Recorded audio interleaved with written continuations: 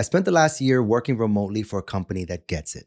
But man, I'm going to tell you all the ways that I learned that remote work is not for everybody.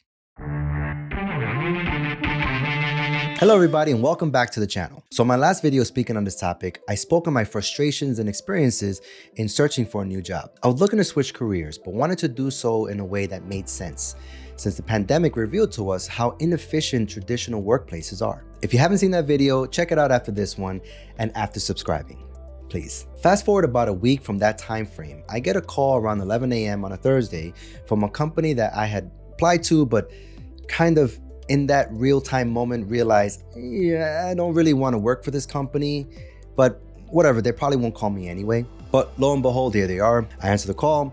They tell me, hey, we received the application. We like what we saw and we'd like to meet with you this afternoon at 2 p.m. Are you available? To which I replied, sorry, I can't do that. I work until 8 p.m. today, but I'm available next Tuesday all day if you want to meet sometime then. There was a weird pause. And then she replied with a perplexed tone, so you can't interview today? To which I replied, no, I'm working until 8 p.m.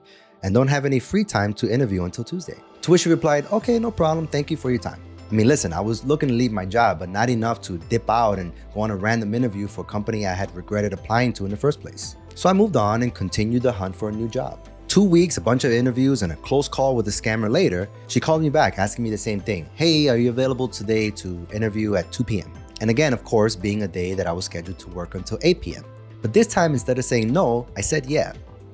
I figured this is their second time calling, so whatever she has to say, it's probably worth listening to. So I go into this Zoom meeting expecting to meet with the recruiter and to talk about what they're looking for in a candidate, but ended up meeting with the CEO directly, which was it was really off-putting. I wasn't expecting that at all. It's really uncommon practice. But nonetheless, the interview goes great. We end up really hitting it off. We lay out our terms, do our negotiating, make our offers, counter offers, and I finally accept their revised offer and start my first job in a fully remote setting.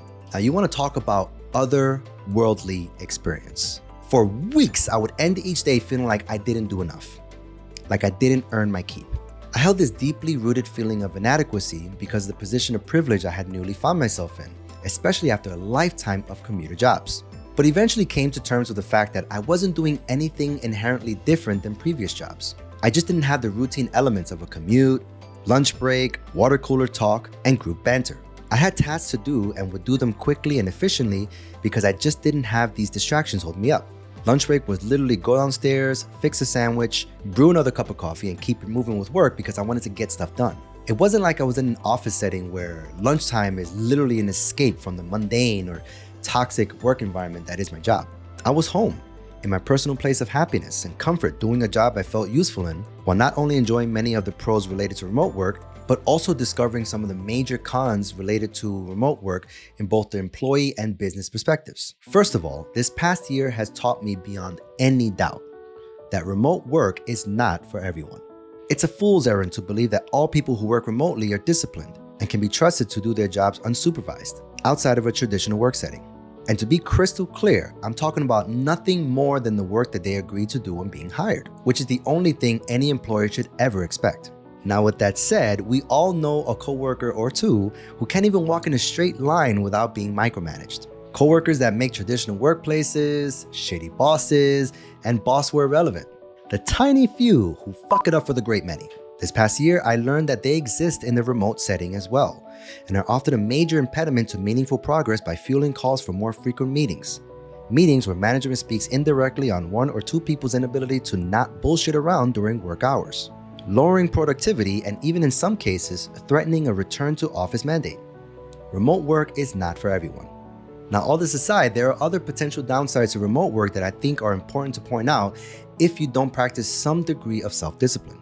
For starters, you can find yourself distracted with home life, tempted to step away and do non-work related things like watch a show, play a game, do chores, and so on if you don't set up a meaningful boundary.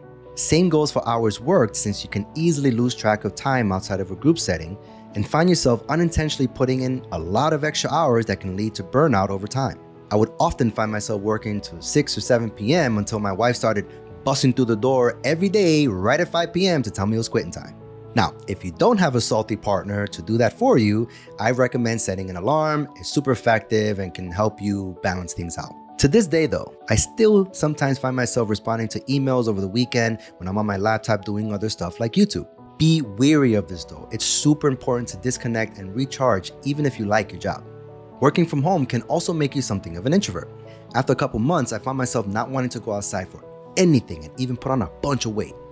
Now I understand that never having to leave the house sounds like or is paradise for some, but it really had me personally feeling like a completely worthless piece of shit.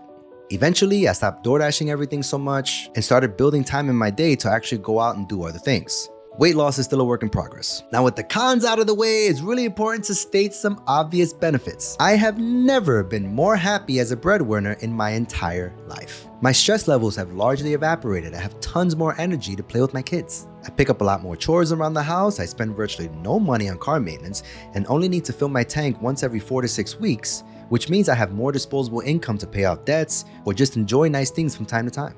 Now call me old-fashioned or an old head, but I often find myself zooming out and realizing just how privileged I am, how fortunate I am to have remote work. Initially, I was pretty matter of fact about how nonsensical it is to mandate in-person work where it can be done remotely, and I still firmly stand by that notion today. But in finally getting in on remote work after a lifetime of commuter work, I can't help but feel overwhelmingly grateful for what I have.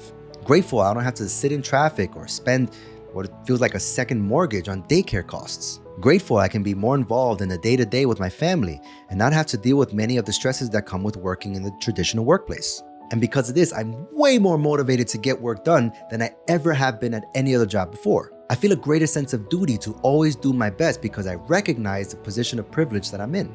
At the same time though, I'm frustrated that it's not the standard across the board for all industries that could allow it for people that should have it.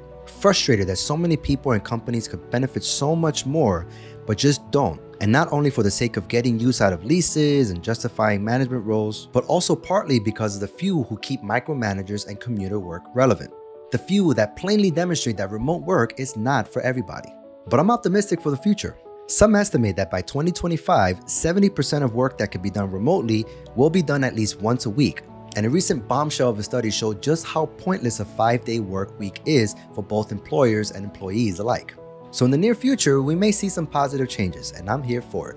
Now guys, I really want to hear from you, so please comment your thoughts and experiences below like you've done before. The last video was lit with the comment section, everybody giving their insights and their thoughts and their life experiences in the workplace, and I want to hear all of it. And also guys, I'm almost at 100 subs. My goal is to cross 100 subs by the end of May, and I think I just need 10 more to get there. So if you've been enjoying my content, please hit the like button, subscribe, hit the bell icon so you don't miss anything new. And as always, thanks for watching.